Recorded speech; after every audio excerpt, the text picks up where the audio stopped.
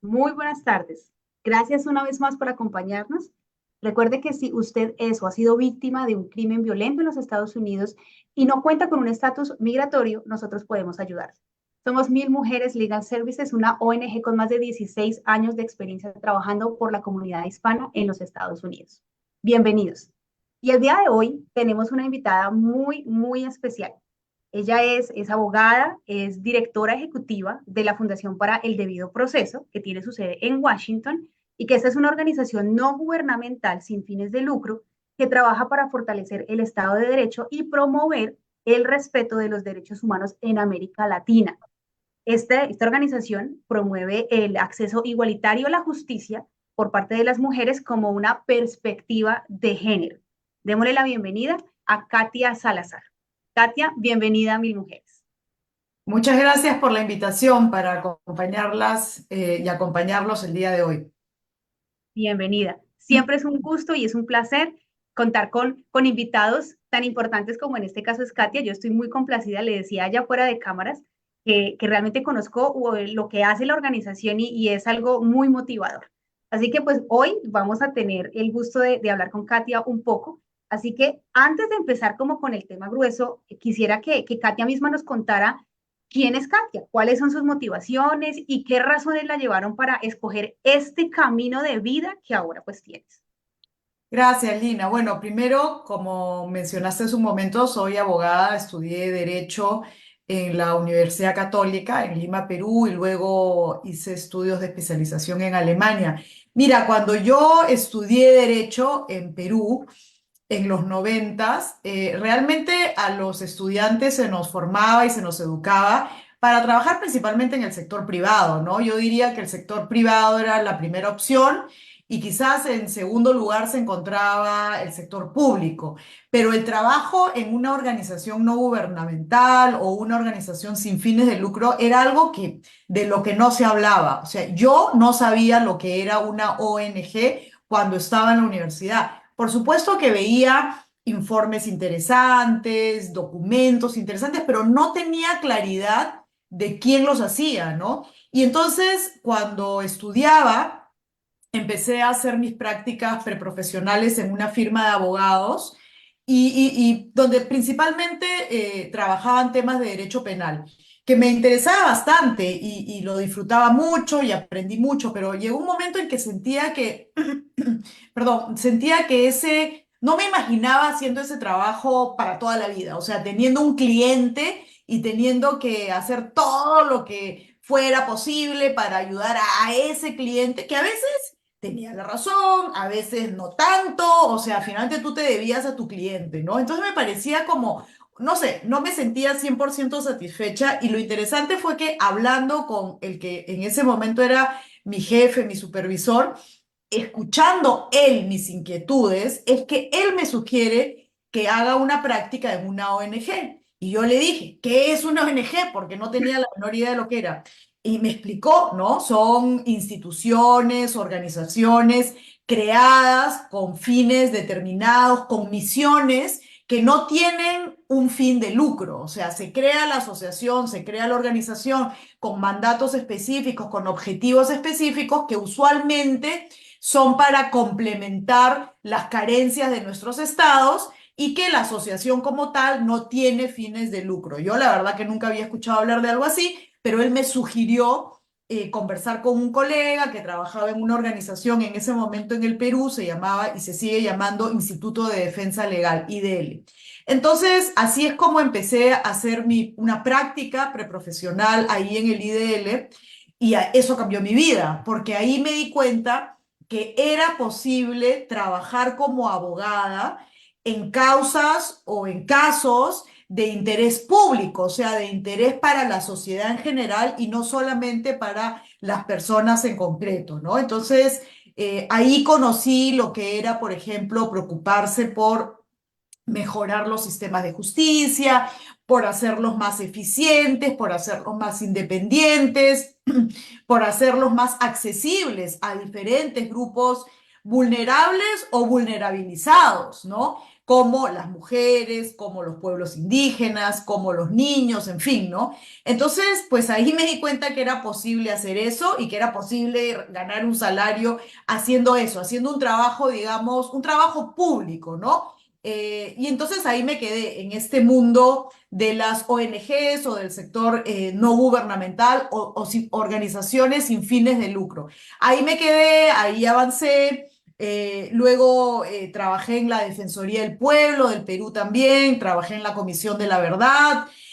También estudié fuera, estudié en Alemania, ahí tuve la oportunidad de trabajar también en el sector no gubernamental y fui parte de una iniciativa muy interesante que vincula, digamos, lo nacional con lo internacional y el derecho nacional con el derecho internacional, que es mi pasión, el derecho internacional y sobre todo el derecho internacional de los derechos humanos. Trabajamos con abogados alemanes en la preparación de una denuncia en Alemania contra militares argentinos que en su momento habían sido parte de un secuestro de ciudadanos alemanes en el medio de la dictadura que se vivió en Argentina. Entonces había una conexión, ¿no? O sea, eran víctimas alemanas, los perpetradores eran argentinos.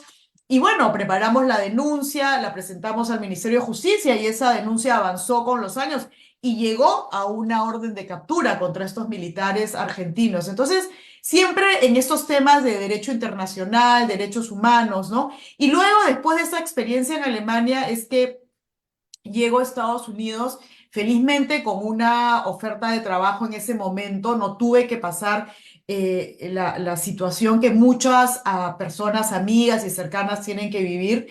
Entonces llegué a trabajar en esta organización, Fundación Debido Proceso, donde en realidad trabajamos mucho más que debido proceso, ¿no? O sea, la organización se creó en Estados Unidos y el due process en Estados Unidos se entiende de una manera más general, que es el derecho a ser tratado con justicia, ¿no? Y eso es lo que hacemos, promovemos que las personas o los grupos más vulnerables en América Latina sean tratados con justicia por nuestros estados. Así es que terminé por acá y ya vivo en Estados Unidos, en Washington, casi 20 años, imagínate.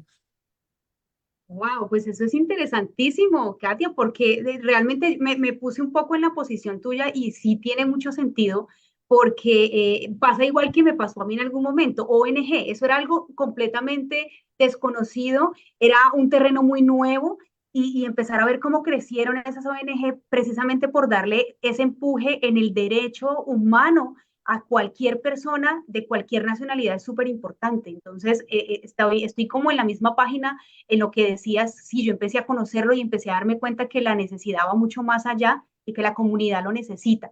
Ahora bien, pues entiendo perfectamente la pasión que tienes sobre el derecho y por qué llegaste a esta fundación del debido proceso. Ahora me surge una pregunta, ¿por qué ese enfoque hacia el fortalecimiento de los sistemas de justicia y el Estado en los países de Latinoamérica? Porque si estamos regidos por derechos humanos, uno pensaría, bueno, todos estamos bajo esa misma Carta de Derechos Humanos. ¿Qué hace de diferente esto y por qué tener este enfoque en estos países de Latinoamérica estando en Estados Unidos? Sí, mira, acá creo que es pertinente contarte o contarles a tus oyentes cómo surge la organización, ¿no? Ujú. Y quizás muchas y muchos de ellos puedan entender mejor por qué es que nos dedicamos a esto. En los noventas, en El Salvador, se vivió un conflicto armado interno muy brutal donde fallecieron muchas personas y hubo una comisión de la verdad promovida por Naciones Unidas que elaboró un documento como estableciendo exactamente qué había pasado en ese periodo en El Salvador.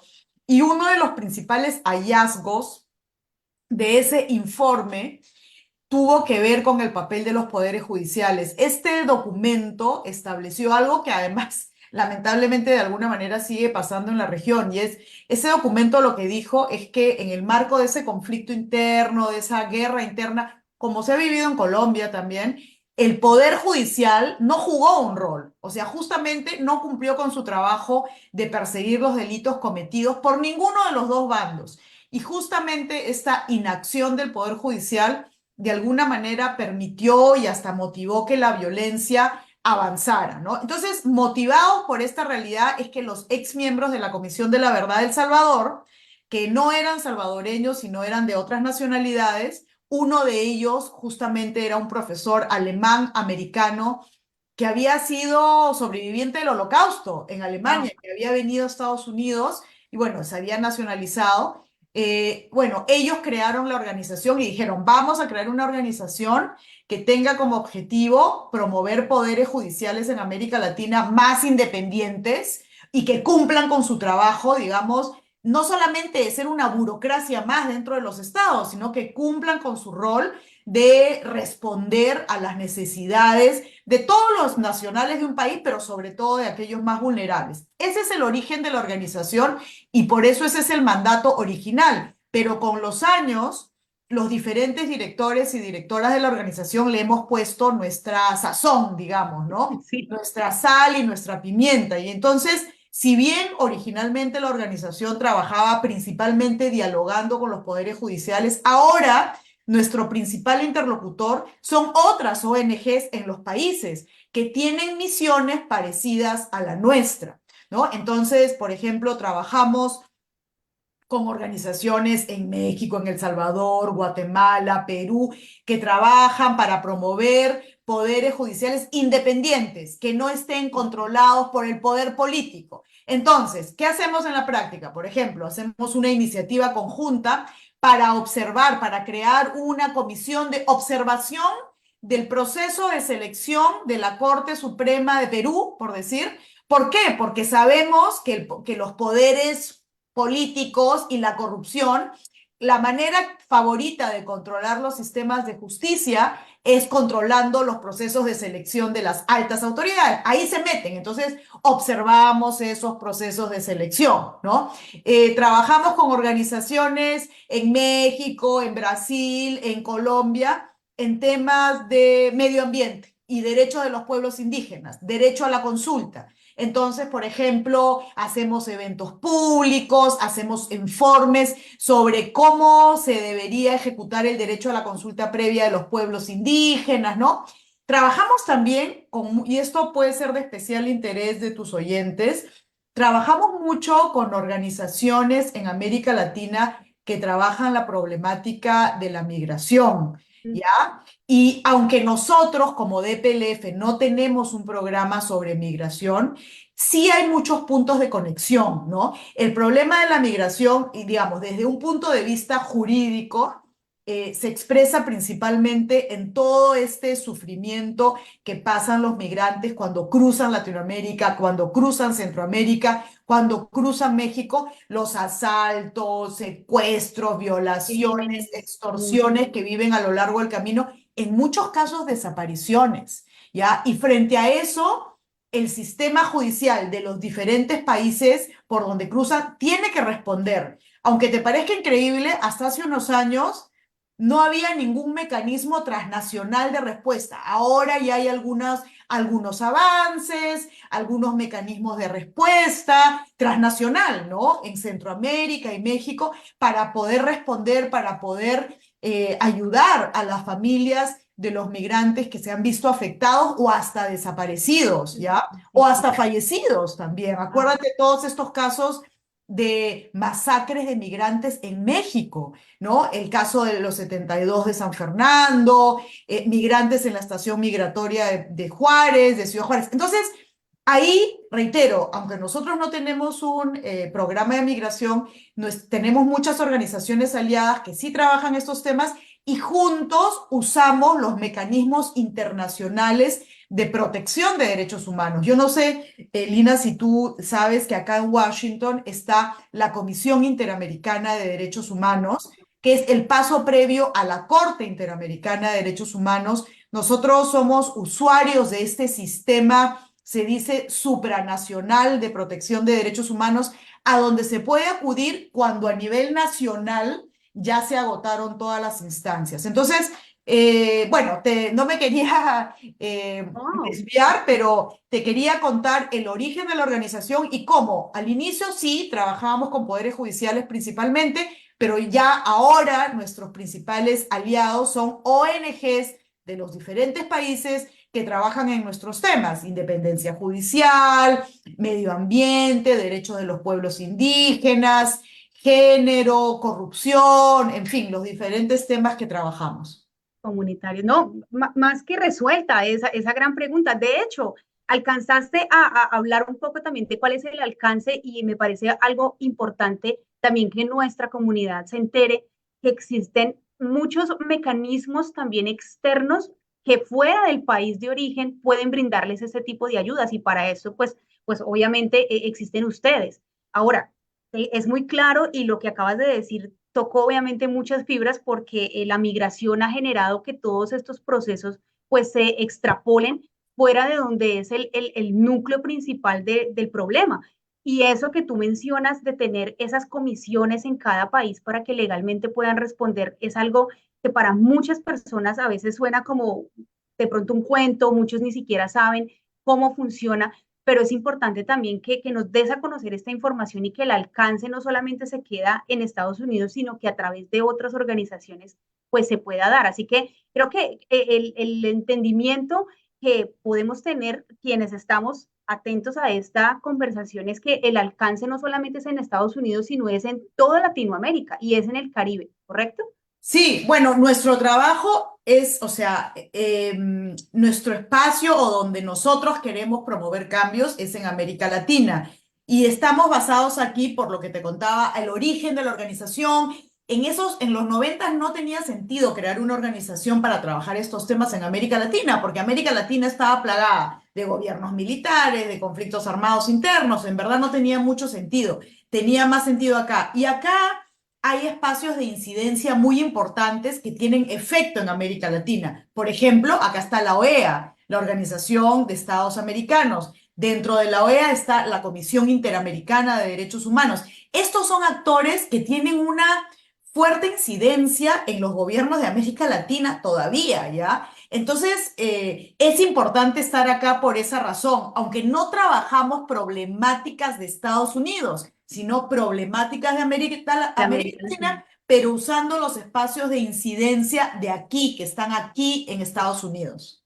Maravilloso ese punto porque yo sé que la gente queda un poquito perdida porque dice, bueno, ¿hasta dónde llega la ley en mi país y cómo me puede ayudar? Sí, nosotros pues hicimos obviamente un research también y yo también te digo y te lo dije fuera de cámara, lo que realiza tu organización es un programa muy extenso y realmente los brazos de cobertura a veces yo digo se quedan cortos. Y sé que uno de los programas de trabajo que tiene la fundación es el sistema interamericano. Y dentro de ese sistema interamericano hay un blog de información que se llama Justicia en las Américas. Esas dos iniciativas, ¿qué son esas iniciativas? Y cómo es que eso puede impactar a la población, a las poblaciones vulnerables y a las mujeres especialmente? Sí, mira, Lina, a ver, cómo de la manera más sencilla, ¿no? Todos en nuestros países, incluyendo, o sea, cada país tiene su propio sistema nacional de justicia, ¿no? En todo el mundo, no solo en las Américas. Sin embargo, ya, digamos, los últimos 100 años, los estados del mundo se han puesto de acuerdo en ceder un poquito de su soberanía para permitir la creación de mecanismos internacionales de justicia que puedan reaccionar en algunos casos excepcionales cuando a nivel nacional las cosas no han funcionado y cuando el agresor, por decirlo de alguna manera, es el Estado, ¿no?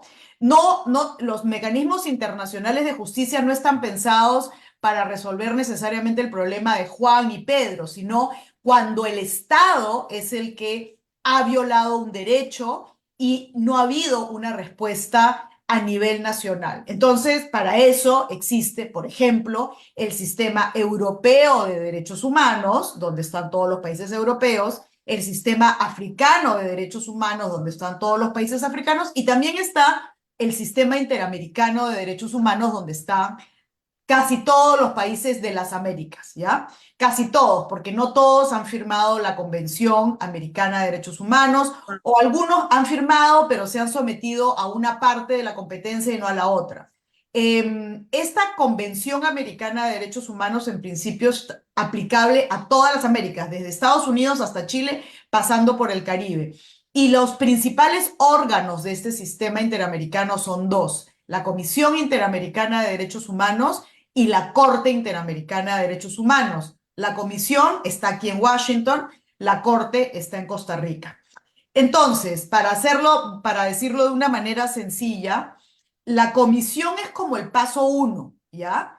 Y la Ujú, corte, ok. evidentemente, es el paso dos. Paso Pero, dos. a ver, la posibilidad de presentar casos, y ahora después voy a regresar a eso para explicar con un poquito más de detalle de qué se trata eso, la posibilidad de presentar una demanda y que esta demanda en algún momento pueda llevar a la corte, es como una función del sistema interamericano. El sistema interamericano tiene otras funciones como de visibilizar situaciones, llamar la atención a estados, mostrar qué está pasando, etcétera, ¿ya? Entonces, a ver, yo diría, primera reflexión: hay un sistema interamericano de derechos humanos al que se puede acudir, o se podría acudir, ¿ya? Frente a situaciones en que el Estado ha violado un derecho y no ha habido una respuesta a nivel nacional. Se han intentado todos los mecanismos y no ha habido una No se respuesta. logró nada. Ujú. Exacto. Se puede traer esa situación al sistema de dos maneras: una a través de una denuncia y otra a través de otros mecanismos que tiene el sistema para visibilizar situaciones: audiencias públicas, cartas informativas, en fin, otros mecanismos, ¿ya? Es un sistema que está un poquito colapsado en cuanto a capacidades, ¿ya? Porque mucha gente presenta denuncias y son muy pocos los casos que avanzan y que llegan a la corte, porque hay muchas denuncias y no hay personal suficiente para eso. Pero yo creo que los otros mecanismos se pueden aprovechar para visibilizar no necesariamente casos, sino situaciones. Por ejemplo, esta Comisión Interamericana en Washington tiene varias veces al año audiencias públicas. Uno puede pedir una audiencia pública, no uno solito, sino un grupo de organizaciones y personas, por un tema que pensamos que podría ser de interés de la comisión. Por ejemplo, estoy inventando, ¿ah?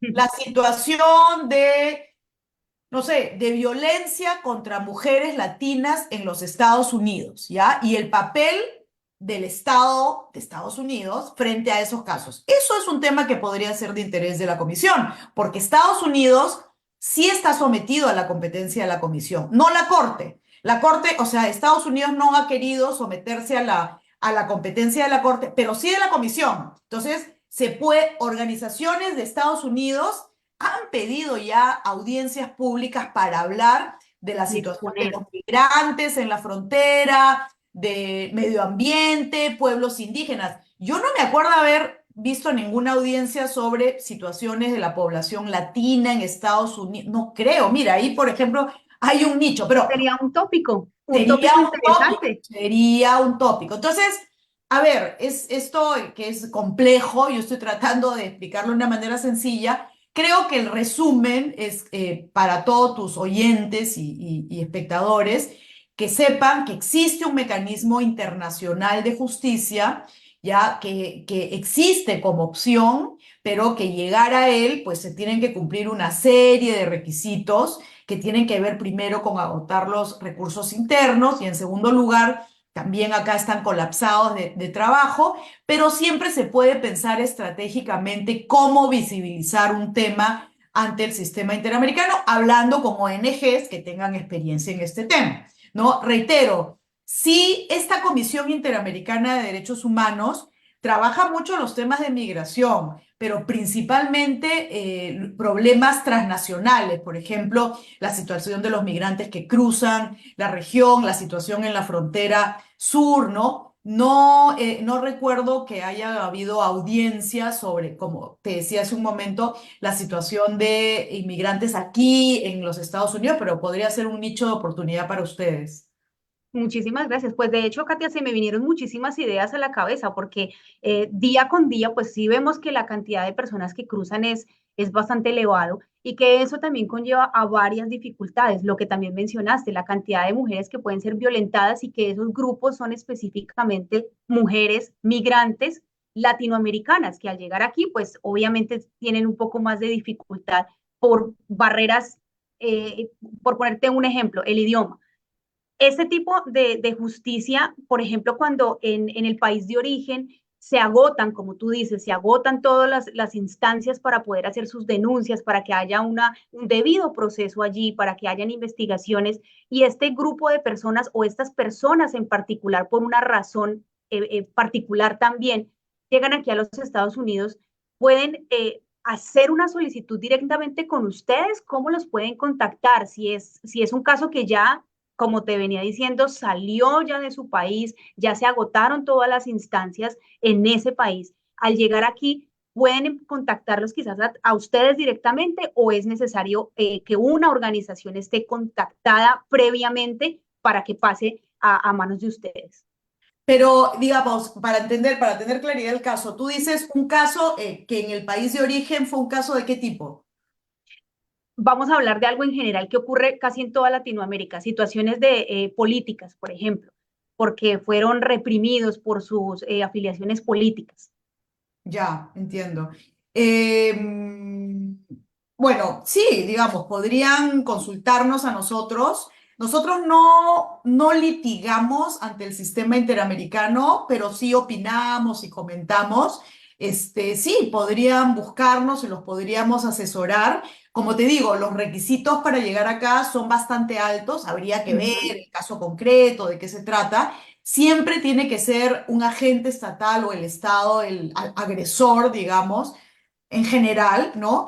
Y aunque reitero, nuestra oficina es más, como has visto en la página web, más de investigación, análisis y propuesta, y no llevamos casos en particular, sí podemos asesorar, ¿no? Ahí en nuestra página web está la dirección institucional, es info@d de David, P de Pedro, L de Lorenzo, F de Francisco.org. Así que ahí podrían mandar un email para que luego los derivemos con alguno de nuestros colegas. Perfecto. Y ese tipo de información también es muy importante porque a veces la gente necesita también conocer que existen esos recursos en la comunidad. Es muy importante, independiente de por qué necesito yo enterarme, esa es como cultura general, podríamos ponerlo de esa forma. Sí, Pero ahora Katia, solo un detalle, también si las sí. personas todavía están en el país o el problema persiste en el país, también hay ONGs muy buenas en cada país que los pueden asesorar muy bien, ¿no? Y que tienen el detalle fino de la situación que está pasando.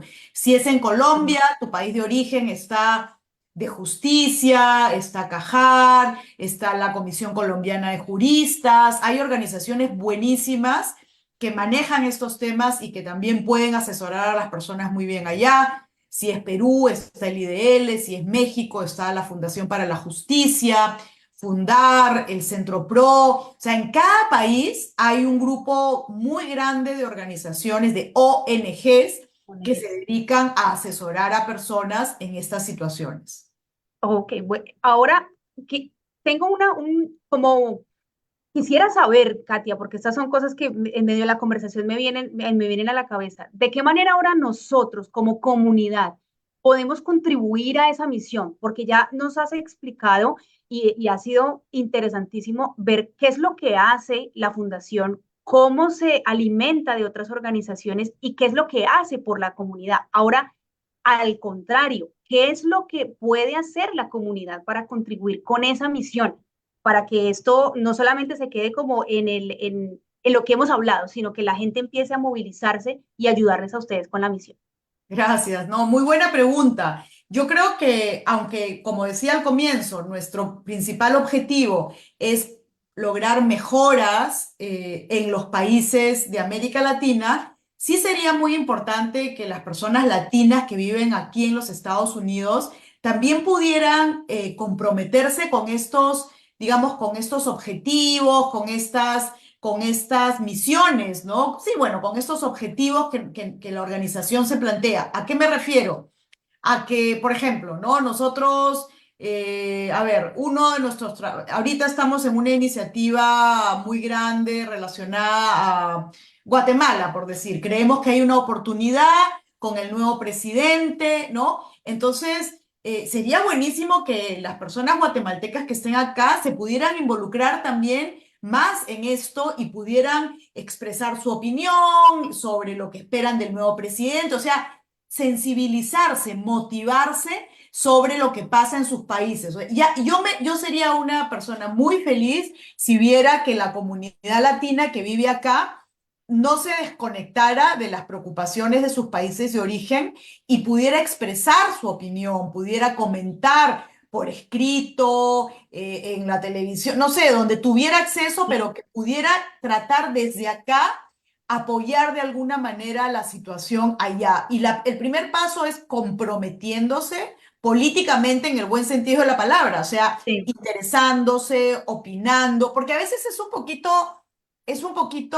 yo lo noto, ¿no? A veces cuando reviso diarios latinos o veo programas latinos acá en Estados Unidos, no se habla de lo que pasa allá, o sea, se habla de aquí, lo que pasa y la ley de inmigración. Y claro, por supuesto que eso es prioridad uno, pero sería muy importante como un aporte, ¿no? A una región que quizás a muchos no le ha dado mucho, pero igual, si queremos tener mejoras en nuestra región, yo creo que los que estamos acá, bueno, en mi caso es mi trabajo, pero el resto de gente, seguir preocupados por lo que pasa allá, opinando, exigiendo a los presidentes, a los gobernantes, exigiéndoles cosas, ¿no? No solamente en relación a los temas de migración, pero en relación a los temas en general En general. de gobernabilidad, de transparencia, eso.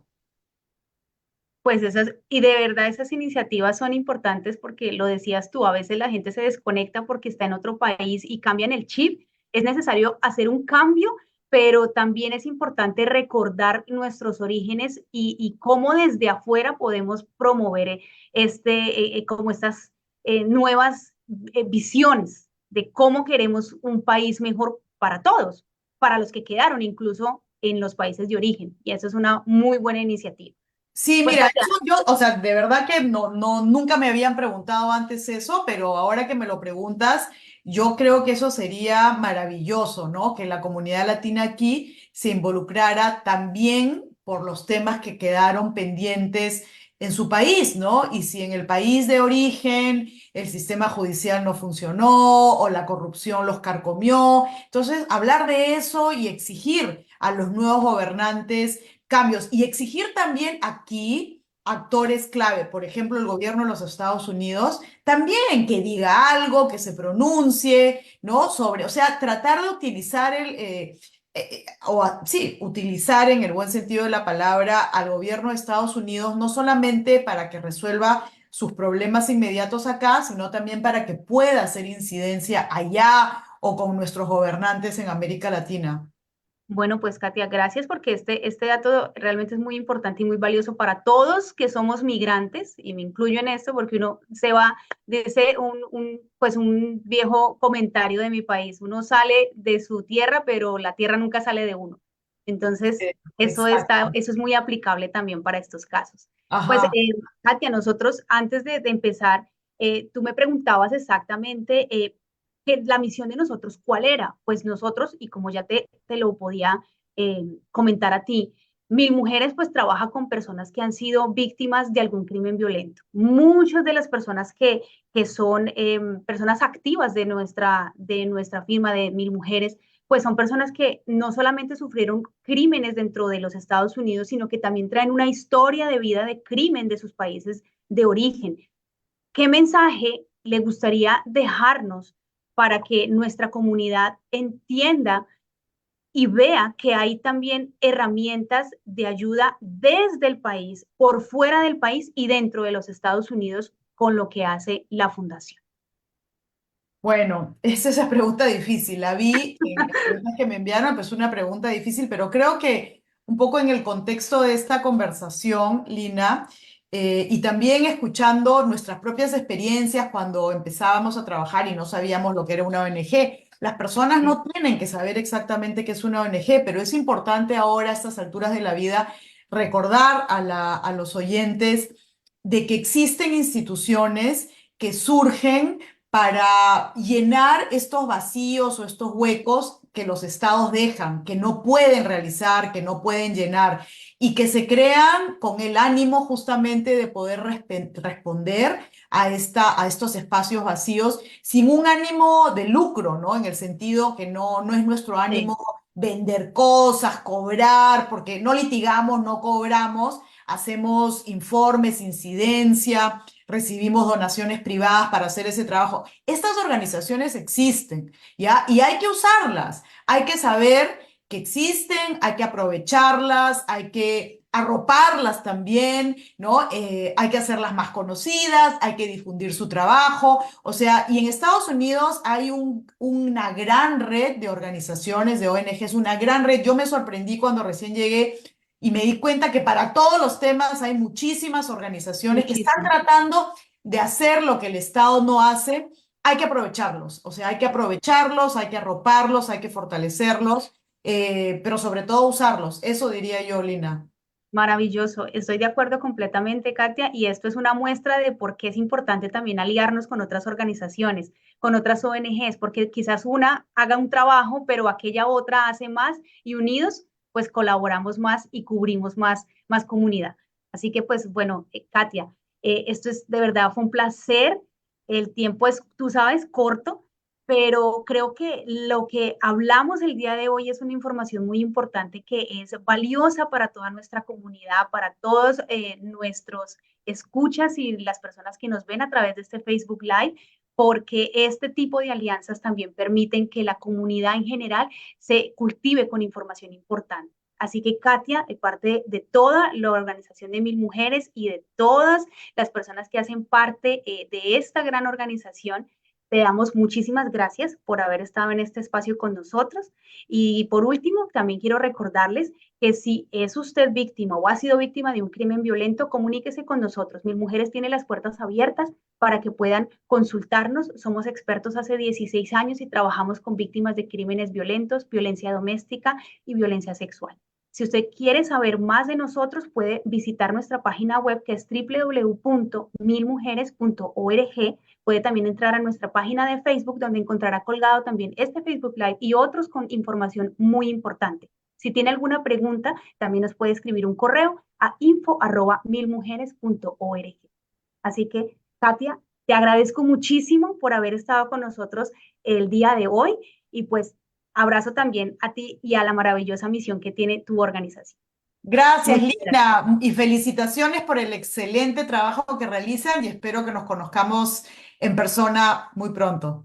Pronto será. Muchísimas gracias y buen día para todos. Gracias, hasta luego. Chao, chao. Gracias.